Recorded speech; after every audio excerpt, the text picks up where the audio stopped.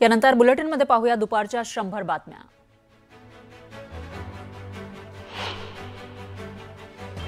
अजित पवार सरकारमधून बाहेर पडणार होते। पार्थ पवार जमीन प्रकरणामध्ये अजित पवार राजीनामा देणार होते असा दावा अंबादास दानवेंनी केला। रागात राजीनामा देत सरकारला बाहेरून पाठिंबा देणार होते असंही दानवे म्हणाले। अंबादास दानवेंनी केलेला दावा चंद्रशेखर बावनकुळेंनी फेटाळला। अंबादास दानवेंचा अजितदादांसंदर्भातील दावा खोटा आहे। दानवे खोटं बोलतायत। मी स्वतः वर्षावर होतो असं चंद्रशेखर बावनकुळेंनी सांगितलं। मुद्रांक अधिकाऱ्यांनी दिलेली 42 कोटींची नोटीस योग्य आहे। मुद्रांक विभाग योग्य ती कारवाई करेल असं चंद्रशेखर बावनकुळे म्हणाले। महाराष्ट्रात कुठेही भ्रष्टाचार सहन करणार नाही असंही बावनकुळेंनी म्हटलं।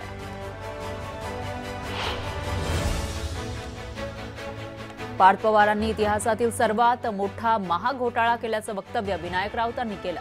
तर घोटाळ्याला जबाबदार असणाऱ्यांची चौकशी करण्याची मागणीही त्यांनी केली। सोलापूर जिल्ह्याचे माजी संपर्क प्रमुख शिवाजी सावंत यांचा भाजपमध्ये होणारा पक्षप्रवेश अचानक पुढे ढकलण्यात आलाय। त्यामुळे सोलापूर जिल्ह्यामध्ये तसंच राज्याच्या राजकीय वर्तुळात नव्या चर्चांना उधाण आलंय।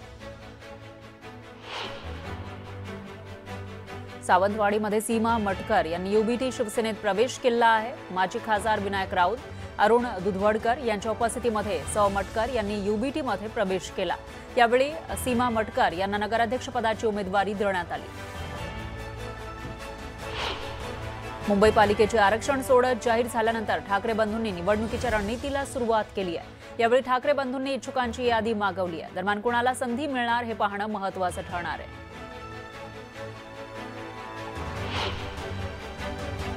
मावळमध्ये शिवसेनेच्या मेळाव्याचं आयोजन करण्यात आलं होतं। यावेळी 7 उमेदवारांची यादी जाहीर करण्यात आली। मेळाव्यात मावळ आणि पिंपरी चिंचवड इथले शिवसैनिक मोठ्या संख्येने उपस्थित होते। दरम्यान श्रीरंग बारणे यांच्या उपस्थितीमध्ये काहींचा पक्षप्रवेशही झाला। चंद्रपूर जिल्ह्यामध्ये महसूल प्रशासन आणि पोलीस प्रशासनानं विविध ठिकाणी स्थायी निगराणी पथकाची नेमणूक केली आहे। पथकाकडून वाहनांची कसून तपासणी केली जाते। निवडणुकीच्या पार्श्वभूमीवर या पथकाची नेमणूक करण्यात आली आहे। कोल्हापूर पाठोपाठ आता सांगलीमध्येही नगर परिषद निवडणुकीसाठी दोन्ही राष्ट्रवादी एकत्र आल्यात। नाट्यमय घडामोडीनंतर राष्ट्रवादी शरदचंद्र पवार पक्ष आणि राष्ट्रवादी अजित पवार गटानं जत नगर परिषदेसाठी एकत्रित लढणार असल्याचं जाहीर केलं। मनमाडमध्ये शिवसेनेच्या इच्छुक उमेदवारांच्या मुलाखती घेण्यात आल्या। मनमाड नांदगाव नगर परिषदेसाठी इच्छुकांच्या कोअर कमिटीनं मुलाखती घेतल्या। दरम्यान कोणाला तिकीट मिळणार हे पाहणं महत्त्वाचं ठरणार आहे। उल्हासनगर महापालिकेच्या निवडणुकीमध्ये सगळ्या जागा वंचित बहुजन आघाडी लढवणार आहे। या संदर्भाचा निर्णय वंचित बहुजन आघाडीच्या कार्यकर्ता मेळाव्यात जिल्हा प्रवक्ता सोनू पवार यांनी घेतलाय। उल्हासनगर महापालिकेमध्ये 20 पॅनल आणि एकूण 78 नगरसेवक निवडून येणार आहेत। येवल्यामध्ये ठाकरेंच्या शिवसेनेकडून इच्छुक असलेल्या उमेदवारांची बैठक संपन्न झाली। यावेळी संपर्क प्रमुख जयंत दिंडे यांनी इच्छुकांची मतं जाणून घेतली। लोणावळ्यामध्ये भाजपनं प्रचाराचा नारळ फोडत अधिकृत प्रचाराला सुरुवात केली। माजी राज्यमंत्री बाळा भेगडे यांच्या हस्ते राम मंदिरात या प्रचाराचा शुभारंभ झाला। यावेळी अनेकांनी भाजपमध्ये प्रवेश केला। लोणावळा नगर परिषद निवडणुकीमध्ये महायुतीतले मतभेद आता उघडपणे दिसू लागलेत। लोणावळ्यामध्ये राष्ट्रवादी आणि भाजप आमने सामने आले। राष्ट्रवादी काँग्रेसनं स्वबळावर निवडणूक लढण्याचा नारा दिलाय। रायगड जिल्ह्यामध्ये नगर परिषदेसाठी अद्याप एकही उमेदवारी अर्ज दाखल झाला नसल्याचं समोर आलं आहे। राजकीय पक्षांकडून अद्यापही उमेदवारांची चाचपणी सुरू असल्याची चर्चा आहे। सोलापूरच्या मोहाळमध्ये नगर परिषदेच्या अल्पसंख्याक समाजाच्या उमेदवाराला धमकावलं जात असल्याचा आरोप रमेश कदम यांनी केलाय। तर अशी गुंडगिरी चालू देणार नाही असं म्हणत प्रत्युत्तर देण्याचा इशारा त्यांनी दिला। सोलापूर पालिकेमध्ये वंचित बहुजन आघाडी अकोला पॅटर्न राबवणार आहे। आतिश बनसोडे यांनी याबाबत घोषणा केली आहे। हिंगोलीमध्ये 3 कोटी रुपयांच्या बनावट नोटा आल्याचा दावा भाजप आमदार तानाजी मुटकुळे यांनी केला। बनावट नोटा प्रकरणात आमदार संतोष बांगर यांचा निकटवर्तीय युवा सेना जिल्हा प्रमुख राम कदम यांचा संबंध असल्याचा आरोपही त्यांनी केला। मीरा भाईंदरमधील दहिसर टोल नाक्याच्या स्थलांतरावरून महायुतीमधील भाजप आणि शिवसेनेत वाद पेटलाय। परिवहन मंत्री प्रताप सरनाईक यांनी दहिसर टोल नाक्याची पाहणी करताना उपमुख्यमंत्री एकनाथ शिंदेंना श्रेय मिळू नये म्हणून भाजपचे आमदार प्रयत्न करतायत। आमदार नरेंद्र मेहता यांचं नाव न घेता सरनाईकांनी ही टीका केली। नाशिकच्या चांदवड मतदारसंघाचे माजी आमदार शिरीष कोतवाल यांनी आज हजारो कार्यकर्त्यांसह गिरीश महाजनांच्या उपस्थितीमध्ये काँग्रेसमधून भाजपमध्ये प्रवेश केला। या पक्षप्रवेशावेळी गिरीश महाजन यांनी कोतवाल तुम्ही फक्त काँग्रेसमध्ये होते ना असा प्रश्न विचारून फिरकी घेतल्यानं सभागृहात एकच हशा पिकला। शरद पवारांच्या राष्ट्रवादी काँग्रेस पक्षाला मोठा दिलासा मिळाला आहे। शरद पवारांच्या पक्षाला देण्यात आलेलं पिपाणी हे चिन्ह गोठवण्याची मागणी शरद पवारांच्या राष्ट्रवादीकडून करण्यात आली होती। शरद पवारांच्या राष्ट्रवादीच्या चिन्हासारखं दिसणारं पिपाणी हे चिन्ह गोठवावं अशी मागणी शरद पवारांच्या राष्ट्रवादीकडून करण्यात येत होती। अखेर निवडणूक आयोगानं ही मागणी मान्य केली आहे। बीएमसी निवडणुकीच्या पार्श्वभूमीवर शिंदेंची शिवसेना कामाला लागलेली आहे। उपमुख्यमंत्री एकनाथ शिंदे यांनी महत्त्वाची बैठक बोलावली आहे। मुंबईतील प्रमुख पदाधिकाऱ्यांना या बैठकीला बोलावण्यात आलंय। मुंबई महापालिकेच्या निवडणुकीच्या रणनीती संदर्भात या बैठकीत चर्चा केली जाणार आहे। नगरसेवक आणि थेट नगराध्यक्ष पदाच्या उमेदवारांसाठीचे बी फॉर्मचं भाजप आणि काँग्रेसकडून वाटप करण्यात आलंय। येत्या 3 ते 4 दिवसांमध्ये उमेदवारांच्या नावांची घोषणा केली जाणार आहे। उमेदवारांची यादी अंतिम करण्याच्या कामाला दोन्ही पक्षांनी वेग दिलाय। त्यासाठी मुंबईमध्ये बैठकांचं सत्र सुरू झालंय। महापालिकेचे आरक्षण सोडत जाहीर झाल्यानंतर सगळे राजकीय पक्ष निवडणुकीच्या कामाला लागले। त्याचप्रमाणे पालिका प्रशासनही निवडणुकीच्या प्रशासकीय तयारीला लागले। मतदान आणि मतमोजणी केंद्र तसंच मतदारांसाठी आवश्यक सोयी सुविधा उभारण्यासाठी पालिकेकडून प्रक्रिया सुरू करण्यात आली आहे। शिवसेना आणि राष्ट्रवादी काँग्रेसच्या दोन्ही गटांमधील पक्ष आणि निवडणूक चिन्हाच्या मुद्द्यावर 21 जानेवारी 2026 रोजी अंतिम सुनावणी होणार आहे। त्यामुळे आगामी स्थानिक स्वराज्य संस्थेच्या निवडणुका उद्धव सेनेला मशाल चिन्हावर तर राष्ट्रवादी शरदचंद्र पवार पक्षाला तुतारी या चिन्हावरच लढवाव्या लागणार आहे। साताऱ्याच्या मलकापुरात भाजपला आव्हान देण्यासाठी राष्ट्रवादीनं महाविकास आघाडीसह सर्व समविचारी पक्षांना एकत्रित येण्याचं आवाहन केलंय। त्यामुळे भाजपचे जिल्हाध्यक्ष आमदार अतुल भोसले यांना होम पिचवर महायुतीमधील शिवसेना राष्ट्रवादी या घटक पक्षांनी आव्हान दिलंय। त्यामुळे महायुतीतच राजकारण रंगलंय। राष्ट्रवादी काँग्रेस अजित पवार पक्षाचे पुणे जिल्हाध्यक्ष प्रदीप गारटकर बंडाच्या पवित्र्यात आहेत। पक्षानं जर आमचं ऐकलं, पक्षानं जर आमचा सन्मान ठेवला तर आम्ही घड्याळासोबत आहोत।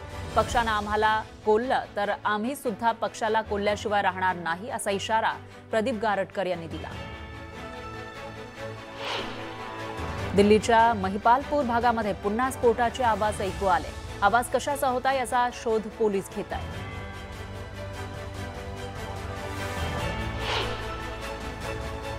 दिल्लीतील स्फोटानंतर घटनास्थळावरील काळीज पिळवटून टाकणारे अनेक फोटो समोर आले होते।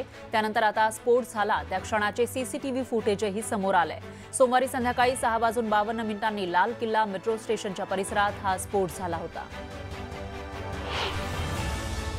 डॉक्टर उमर नबीचा नवा व्हिडिओ समोर आला आहे। उमर असफ अली रोडवर फिरताना सीसीटीव्हीमध्ये कैद झालाय। दिल्लीत हल्ल्याच्या ठिकाणाहून 200 मीटर अंतरावर मानवी हात सापडला। शौचालयाच्या छतावर तपासणी दरम्यान हा हात सापडला। स्फोटानंतर मानवी अवयव दूरपर्यंत फेकले गेल्यानं आता आसपासच्या सर्व घरांच्या छताची पाहणी केली जाणार आहे।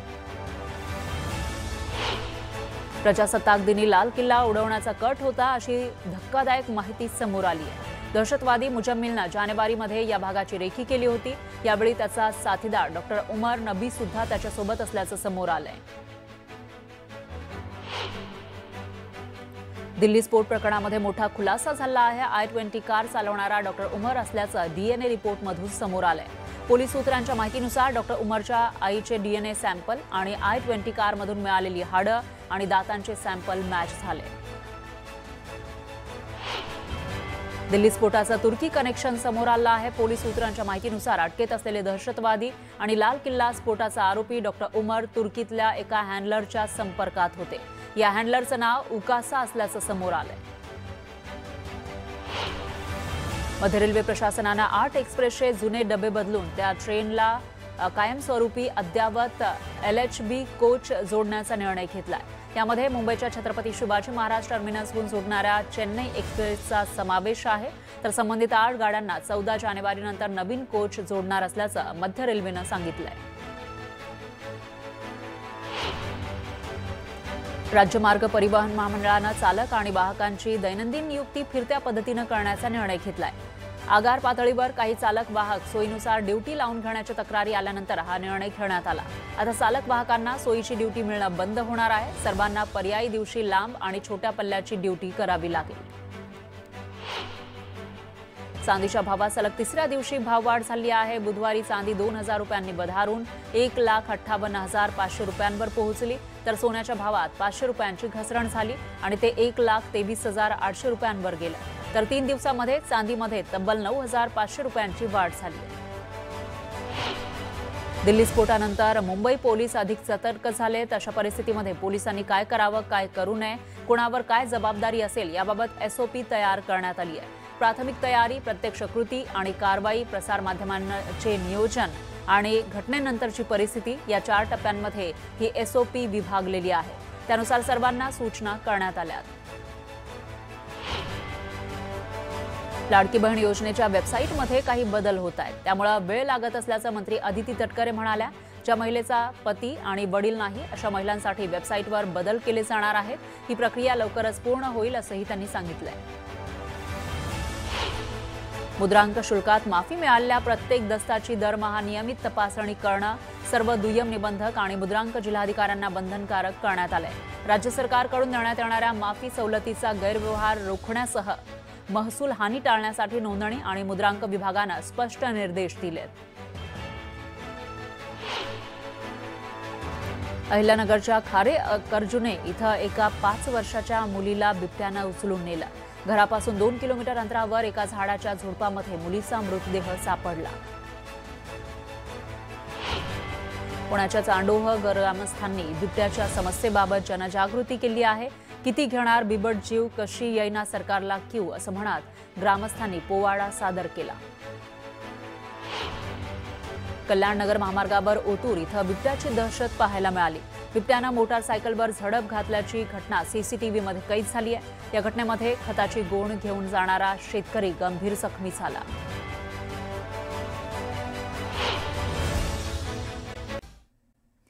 ब्रेकनंतर पुन्हा घेऊयात बातम्यांचा वेगवान आढावा। केळीला बाजारात दर मिळत नसल्यानं केळी उत्पादक शेतकरी आर्थिक संकटात सापडलाय। यावेळी संतप्त शेतकऱ्यांना केळी बागेवर JCB चालवला, तर तातडीनं केळीला योग्य दर द्या अशी मागणी करण्यात आली आहे। अमरावती जिल्ह्यातील मेळघाटात कुपोषणानं जूनपासून आतापर्यंत 65 बालकांचा मृत्यू झालाय। यावरून उच्च न्यायालयानं राज्य सरकारची खरडपट्टी काढली। तुमची वृत्ती अत्यंत बेजबाबदार आहे अशा शब्दात न्यायालयानं सरकारला खडसावलं। पंढरपुरातील सहकार शिरोमणी वसंतराव काळे सहकारी साखर कारखान्याच्या गळीत हंगामाचा शुभारंभ करण्यात आला। कल्याणराव काळे आणि बोत्रे पाटील यांच्या हस्ते शुभारंभ झाला। अमरावतीमध्ये इस्लामिक इन्फॉर्मेशन सेंटर नावाचं फलक लावण्यात आलंय। अनिल बोंडेंनी टोल फ्री क्रमांकावर फोन लावत माहिती घेतलेली आहे। हैदराबादहून ही संस्था चालवली जात असल्याची माहिती आहे। बुलढाणा जिल्ह्यामध्ये शेताला रस्ता मिळत नाही म्हणून आत्मदहनाचा इशारा देण्यासाठी गेलेल्या शेतकऱ्याला नायब तहसीलदार निखिल पाटलांनी 7 दिवसाने का मरता, मी पेट्रोल आणून देतो, आत्ताच मरा असा अजब सल्ला दिला। त्यामुळे संतप्त शेतकऱ्यानं खामगाव तहसील कार्यालयावर जाऊन उडी मारण्याचा प्रयत्न केला। लग्न जुळत नसल्यानं एका तरुणानं शरद पवारांना पत्र लिहिलंय।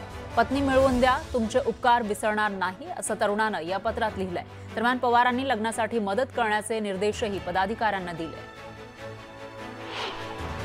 येवला, लासलगाव आणि निफाड भागामध्ये द्राक्ष उत्पादक शेतकरी संकटात सापडलाय। वेलींना द्राक्ष न लागल्यानं शेतकऱ्यांना बागेवर कुऱ्हाड चालवली। कांद्याला दर मिळत नसल्यानं शेतकऱ्यांनी चिंता व्यक्त केली आहे। यामुळे एका शेतकऱ्यानं उभ्या पिकावर रोटावेटर फिरवत संताप व्यक्त केलाय। दरम्यान कांद्याला योग्य दर द्या अशी मागणी करण्यात आली। चंद्रपूरच्या ताडोबा व्याघ्र प्रकल्पातील चंदा नावाच्या वाघिणीला जेरबंद करण्यात आलंय। या वाघिणीला कोल्हापूर जिल्ह्यातील सह्याद्री व्याघ्र प्रकल्पात स्थलांतर केलं जाणार आहे।